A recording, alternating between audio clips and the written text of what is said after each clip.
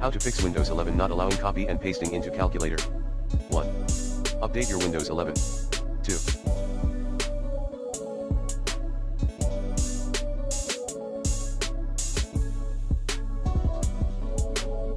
Repair the calculator app. 3.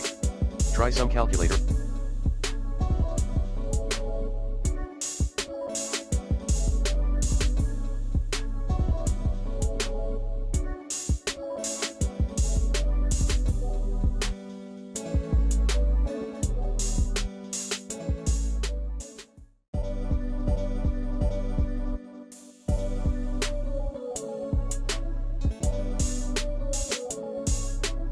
Alternatives on the web.